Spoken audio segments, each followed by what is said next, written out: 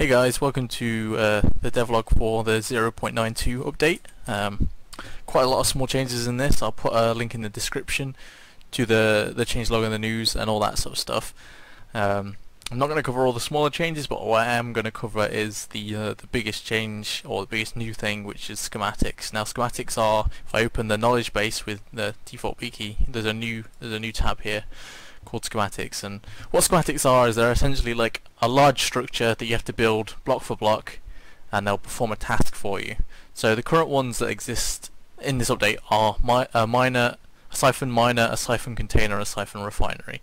So they're kind of like three links in a chain. So in the schematics tab, it'll actually give you a description of what it does, and the resources and how and where you use it. So on land or on a ship, and the resources you need to make it, and it needs to look exactly like this when you've built it. But you don't have to worry about too much about matching the blocks, because there's actually a really easy way to do it that's already in the update. So I'm just going to spawn this in, but you can craft this, and this is a schematic projector, and what this is essentially a hologram produced. So it creates a hologram of one of the schematics, and it'll work for all schematics, and it gives you, basically you can just sort of place your blocks from there and get it really accurately, really easily. So here's one I actually built earlier. Now there is one sort of part to this trick, which is that once you've built all the structure, the last block that you place needs to be this block, which is the motherboard, the machine motherboard. And what that does is it sort of finishes the structure off and checks for all the parts existing and all that sort of stuff. So once you place that, it'll activate. So for the miner, what you have is essentially a tank which is full of siphon fluid. And siphon fluid's a new thing. I'll cover that in a few seconds, and it will also activate. The miner itself needs access to the ground, like straight to the ground, to the cloud layer. And you'll know it's working when you have this huge red line going up. And also you can check. Sometimes there'll be a block out of place, or you've made a mistake while you're building it. You'll know that it's active when you place the motherboard, because if you sort of listen carefully, there's like a machine sound when you place it, and if that doesn't play, then it means that not all the parts are there. So basically, the way these new features work is that you can place these build these miners in claims or out of claims. You can't put them in capitals.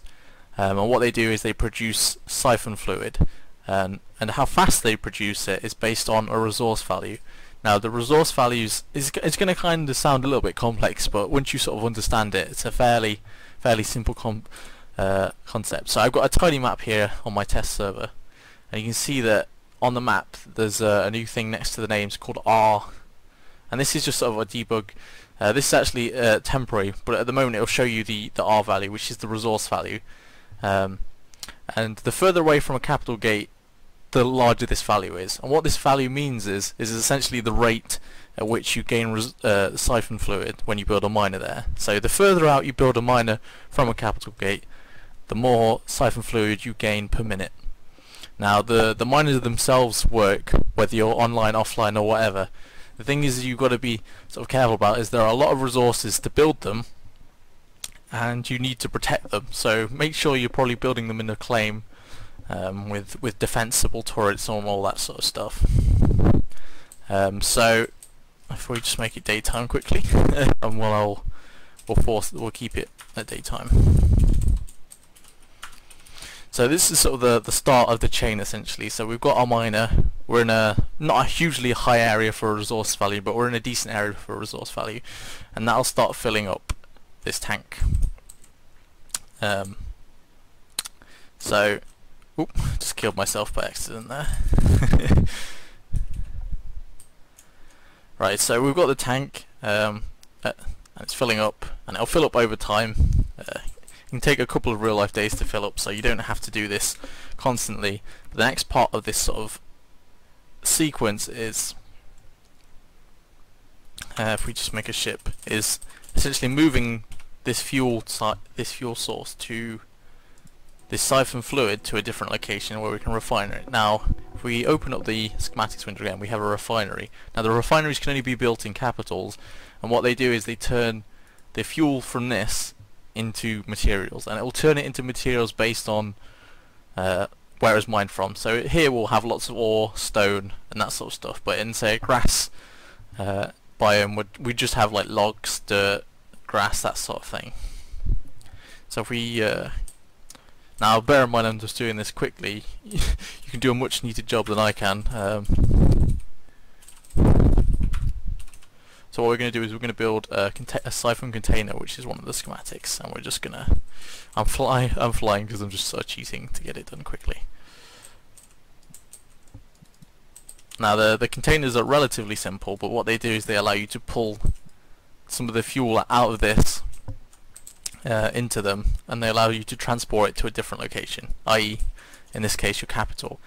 A ship with a container on it, or with a container docked to it, can't be reclaimed, so you can't teleport this, you have to transport this, which gives, because the high resources are further away from capital gates, it gives opportunities to be pirated for people going either after the siphon or after the ship carrying it.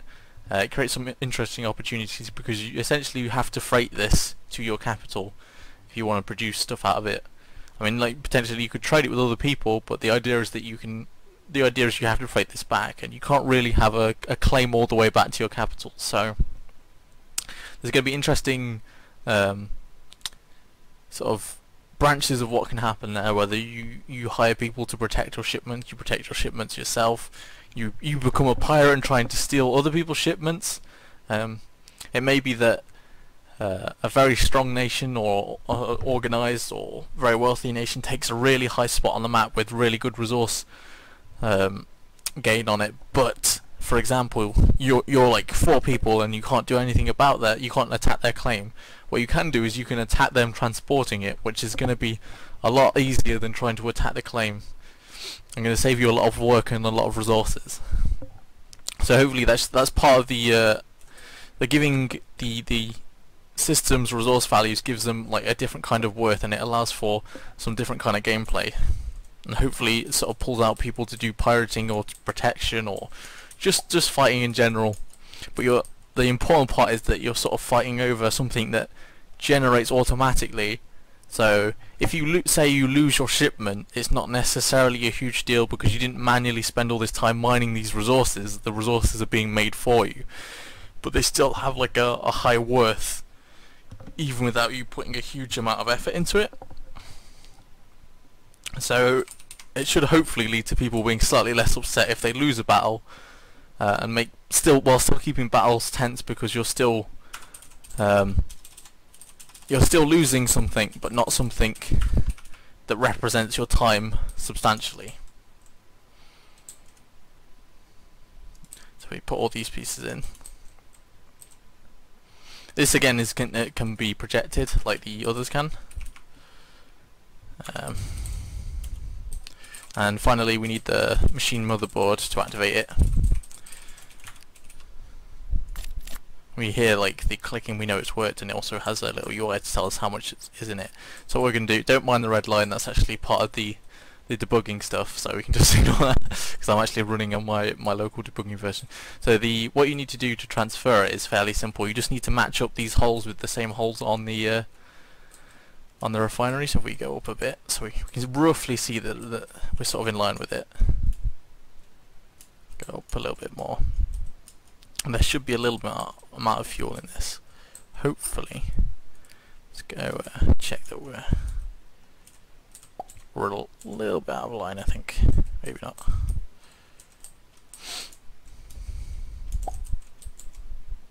It may be that actually that the system that we're in, oh no, we are producing resources, but we're going to produce it fairly slowly. So what we'll do is we'll just make sure there isn't any resource in it.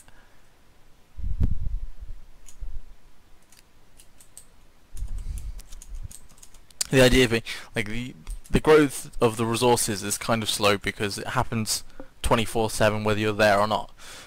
So it's not it's not instant like mining, but overall you're gaining a lot more. So in this case it's a little bit slow for where we are, so we're not going to actually gain any. But essentially what you end up with is fluid in your container. From doing this, it'll take it out of that tank and put it into this, and then you transfer this to your capital. Then what we'll do now is we'll just use the magic of editing to put me into a capital with some fuel in my cargo container. So I'll see you on the other side. So here we are in a sort of test capital with our cargo container that's got full fuel in it.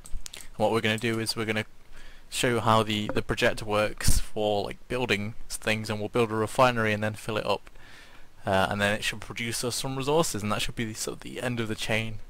It should give you sort of a good idea combined with what I showed earlier of how that all works. So to save time, I'll probably time lapse it. I'm also going to cheat in the resources. So let's begin.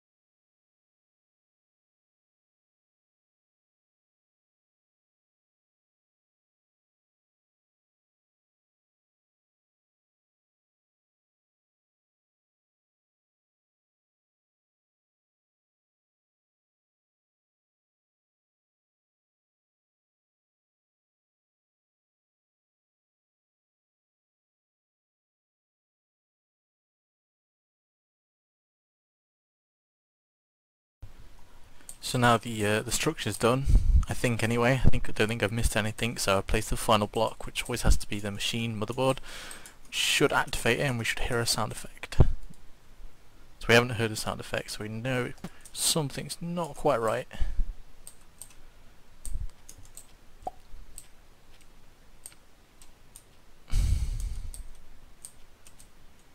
There we go. So I actually had steel where I didn't need steel.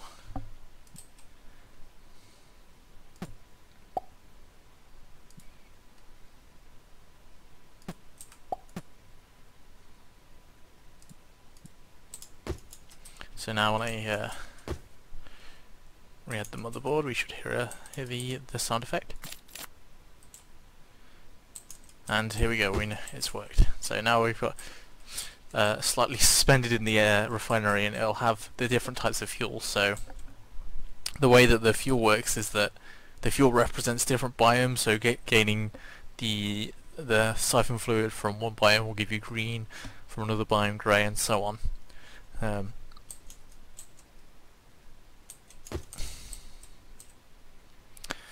So what we'll do now is we'll move our cargo container, and we'll fill it up, and hopefully it won't take too long, and it'll generate some items in here for us to pick up. So just like the refinery, again, don't worry about the red lines, those are just a debug marker for me. Again, like the refineries, all we need to do is line up these fuel ports. There's one on each side of this container with the ones on the sorry, just like with the miners. Sorry, we just need to line up the fuel ports. and it will transfer everything inside it across, and then the refinery will slowly start working away. Again, much like the miners, it will automatically do stuff while you're offline. Oh, there we go, it's all gone straight into the refinery. So if we jump down now, we can see that there's 107, it's already processed 10, so there's 10 at the moment. 10 fluid goes into one block, and it'll tell you how many resources are generated. So if we go to the hopper, it'll tell us what there is in there at the moment. So the way the refinery works is it takes the fluid from the given colour, and from the given colour it'll create basically materials that exist within the biome that you mined from. So what that means is that in this case we're likely going to get more stone than we are. In this case it's kind of looked out and got a lot of copper, but basically how it works is it's the same, well, a little slightly different rarity than what it would be in the zone. So you're going to get, from grey you're going to get a lot of stone, and you're going to get a lot of dirt, and then you're going to get like a slightly less amount of ore than you got from dirt. The same sort of ratios as exist in the biomes. And that's it for the sort of supply chain. So assuming you safely get it back to your capital, you can start using the siphon fluid to generate stuff, resources for you. So for instance, grey was the pillar biome that we mined from, but there's also yellow, which is the spheres, and orange, which is the fuel biomes, and green, which is the grassy island ones. Obviously you'd like a nicer sort of a cargo ship, and you want to be able to protect it as well, because like I said, the best fuel is further out from the capital gates, and you've still got to bring it back to your base. You can't use reclaim machines, they won't work on anything that has containers. That being to stop you essentially exploiting being able to teleport them back without any risk. So this is sort of offline mining, but you still have the same risks, and it's sort of, well, you still have player versus player risks, because they can attack your claims and stuff like that, or they can attack you on the way back, and hopefully it should bring people out of their capitals a little bit, and hopefully add up to a bit more PvP, but PvP based on not massive loss that makes someone quit a game, but based on loss of a resource that they've gathered, but they've not gathered manually. Like, it's automatically happened for them, and it's still super valuable, but you want to be able to have it like, so in a way that the both like the pirate who's trying to get it and trying to grab it wins or loses, both people have fun in the end, hopefully, and as well as the cargo pilot that's trying to run away. So yeah, that's how schematics work. Obviously there'll be more schematics that do different things. I've already got a couple of ideas lined up for the next update.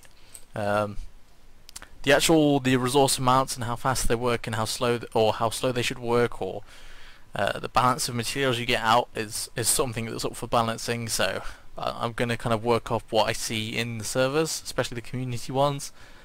That should be sort of really useful info. So I'll probably, like I always, I'll probably pop in the server and see what's going on. I won't talk too much about what's going to be in the next update. I'll leave that for a devlog based on that update. I hope you enjoyed the changes and all that sort of stuff. Till next time, see ya.